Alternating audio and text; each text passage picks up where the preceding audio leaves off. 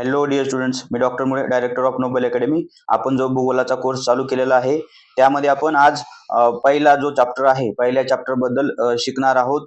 तर यावर डिस्कस करणार आहोत. तसेच कुठे प्रश्न पडतात, किती मार्कला आहे, या सर्व गोष्टी बघणार आहोत आणि एक्झामच्या पॉइंट ऑफ व्ह्यूनं बघणार आहोत. तर आपला भूगोलामधल्या पूर्ण 9 धड्यापैकी पहिला धडा आहे क्षेत्रफळ. तो बोर्डला एकूण 5 मार्कला आहे, ते मी लिहिलेलं आहे. हा धडा चालू करण्याच्या अगोदर काही गोष्टी आपल्याला माहिती पाहिजेत. त्या म्हणजे क्षेत्रफळ. आपल्या चॅप्टरचं नाव आहे क्षेत्रफळ. तर क्षेत्रफळाची व्याख्या आपल्याला माहिती पाहिजे. जेव्हा आपण एखाद्या भौगोलिक संकल्पनेचा किंवा घटकांचा, उदाहरणार्थ नदी, पर्वत, कारखाना, समुद्र किनारा अभ्यास करण्यासाठी त्या ठिकाणी स्वतः जातो, तेव्हा त्याला क्षेत्रफळ असे म्हणतात.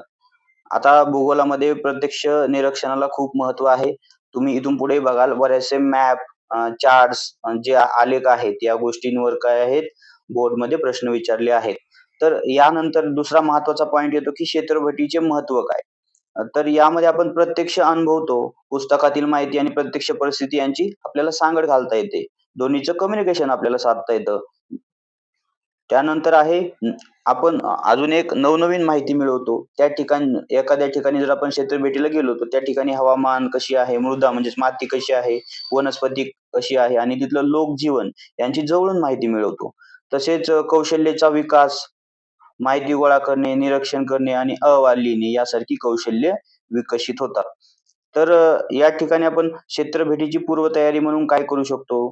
आता सर्वात पहिले आपण सर्व गोष्टीचं नियोजन केलेलं पाहिजे. क्षेत्रभेटीला जाण्यापूर्वी काही गोष्टींचं नियोजन करणे गरजेचं असतं. त्यातलं पहिलं फॅक्टर म्हणजे ज्या ठिकाणी जायचं आहे त्या ठिकाण निश्चित करणं. भेटीचा हेतू काय आहे त्यानुसार आपण ठिकाण ठरवतो. त्यानंतर साहित्याची जमवाजमव. आपण क्षेत्रभेटीसाठी आपण नोंदवही, पेन, कॅमेरा, नकाशा, होकायंत्र, प्रथमोपचार पेटी इत्यादी गोष्टी घेऊन जातो. त्यानंतर आहे प्रश्नावली तयार करणे. प्रश्नावली तयार करतो जेणेकरून आपल्याला क्षेत्रभेटीला गेल्यानंतर हेल्प होईल आणि माहिती जमा करता येईल. तर ह्या महत्त्वाच्या गोष्टी आहेत काही, त्या आपल्याला माहिती पाहिजेत.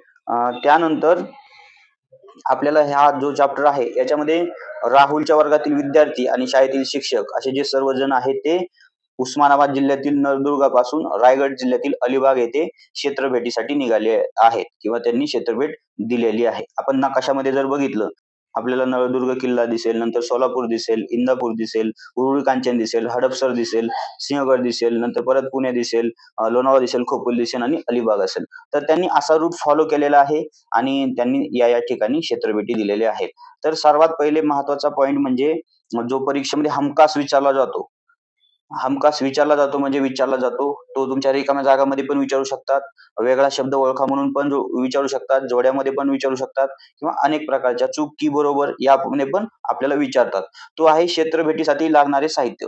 आपल्याला ह्या आकृती 1.2 मध्ये क्षेत्रभेटीसाठी लागणाऱ्या साहित्याची पूर्ण एकदम फोटो दिलेला आहे. त्याच्यामध्ये बघा बॅग आहे, पाण्याची बॉटल आहे, नोंदवही आहे, पेन आहे, पेन्सिल आहे, प्रथमोपचार पेटी म्हणजे फर्स्ट एड किट आहे, नकाशा आहे, कंपास आहे, टोपी आहे, कॅमेरा आहे आणि दुर्बीण आहे. या सर्व गोष्टी आपण क्षेत्रभेटीसाठी नेतो आणि यावर हमखास प्रश्न विचारला जातो. आता पूर्ण गोष्टी मी तुम्हाला या धड्यामधली पूर्ण जी स्टोरी आहे ती वाचून दाखवणार नाही, कारण ती स्टोरी आपल्याला येत नाही. पण या क्षेत्रभेटीमध्ये विद्यार्थ्यांनी काय काय गोष्टी नोटीस केलेल्या आहेत, इथं जी मी हायलाइट केलेलं आहे: भूरचना, जलाशय, वनस्पती, मृदा, शेती, मानवी वस्ती आणि वसाहतीचा आकृतिबंध इत्यादी गोष्टी त्यांनी नोटीस केलेल्या आहेत. आता भूरचना, आता समजा उस्मानाबाद आहे, तर उस्मानाबाद ही मराठवाड्यामध्ये आहे. भूरचना कशी असेल? सपाट असेल तिथं. आणि इकडं पश्चिम महाराष्ट्रात सिंहगड हे डोंगरी भाग आहे. पश्चिम घाटाचा म्हणजे आपला सह्याद्रीचा भाग आहे. तर भूरचना सपाट पासून डोंगराळ भागापर्यंत कशी गेली आहे हे आपल्याला लक्षात येतं. त्याच्यामध्ये जलाशय, आता उस्मानाबादमध्ये जलाशय कमी आहेत, कमी पाऊस पडतो तिकडे, पर्जन्यछायेचा प्रदेश आहे. आणि सह्याद्रीच्या डोंगर रांगामध्ये तसेच पश्चिम महाराष्ट्रामध्ये तुम्हाला जास्त प्रकारात जलाशय दिसतात. वनस्पतीमध्ये बदल दिसेल तुम्हाला. आता उस्मानाबादमध्ये तुम्हाला पानझडी वृक्ष दिसतील, पण कोकणामध्ये आल्यानंतर किंवा सह्याद्रीमध्ये आल्यानंतर तुम्हाला सदाहरित वने दिसतील. मृदा मृदा तुम्हाला उस्मानाबादमध्ये एकदम काळी मृदा दिसू शकते आणि इकडे आल्यानंतर डोंगराळ भाग असल्यामुळे जांभी मृदा पण दिसते. त्यानंतर शेती, आता मराठवाड्यामध्ये जी शेती असते ती पूर्ण पर्जन्य म्हणजे पावसावर अवलंबून असते. आणि इकडे आल्यानंतर सह्याद्रीच्या रांगेमध्ये जर आपण आलो, तर ती जी त्याला बागायती शेती असते आणि जनरली कोकणामध्ये अ, भाताचं पीक घेतलं जातं. तसेच महाराष्ट्रामध्ये आपण इकडं मराठवाड्यामध्ये जर बघितलं, तर तूर, बाजरी, ज्वारी आणि कापूस या पिकांचं उत्पन्न केलं जातं. आता मानवी वस्त्या मराठवाड्यामध्ये जे पॉप्युलेशन आहे ते स्पार्स आहे. म्हणजे खूप अ, विरळ म्हणजे लांब-लांब मानवी वस्त्या आहेत, लांब-लांब घरे असतात.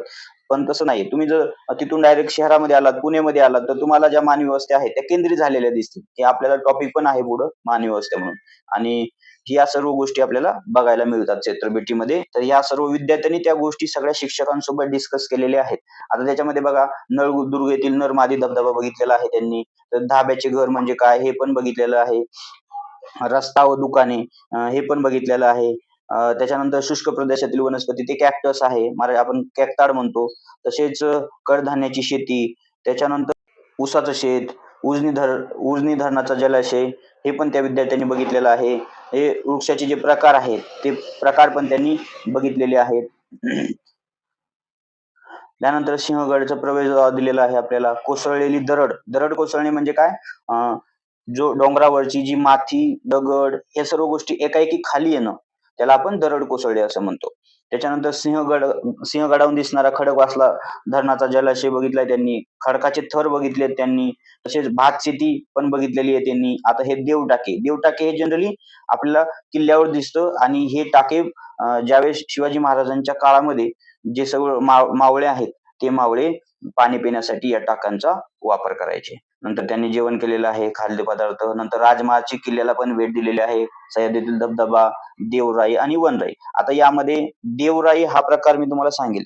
देवराई म्हणजे काय?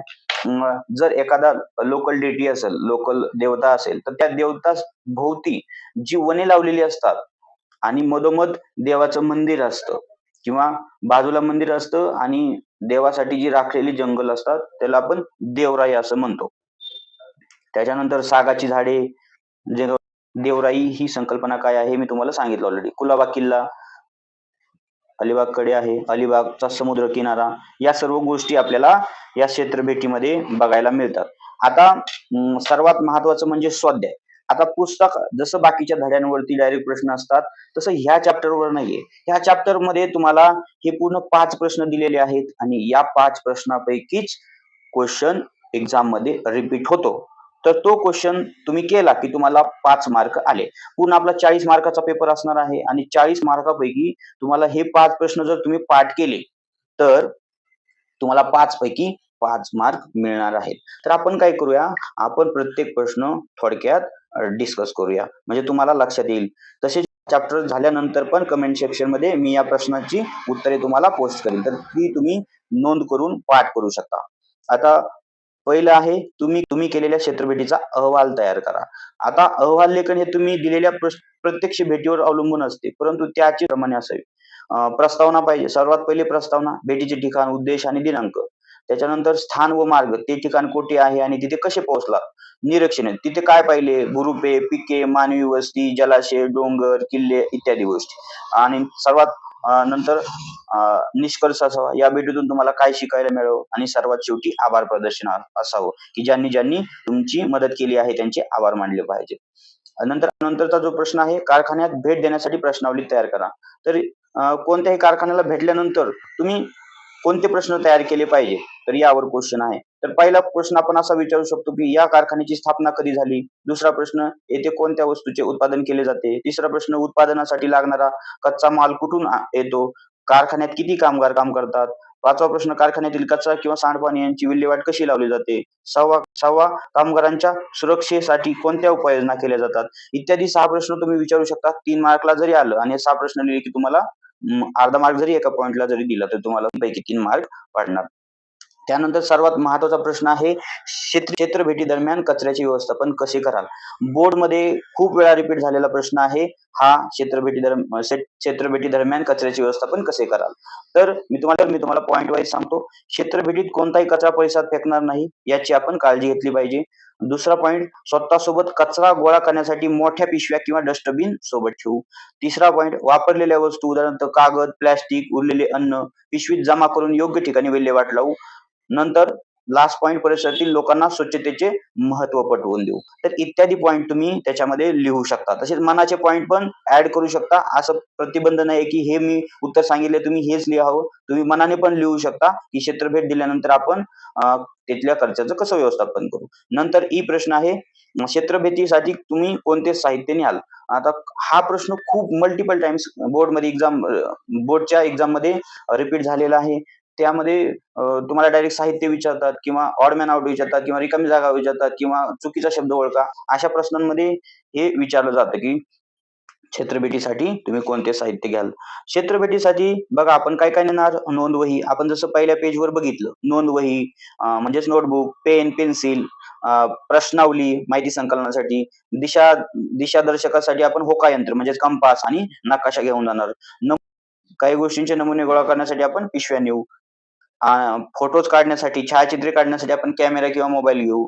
मोजपट्टी किंवा टेप घेऊ काही गोष्टींची आपल्याला मोजमाप करायचं असेल तर.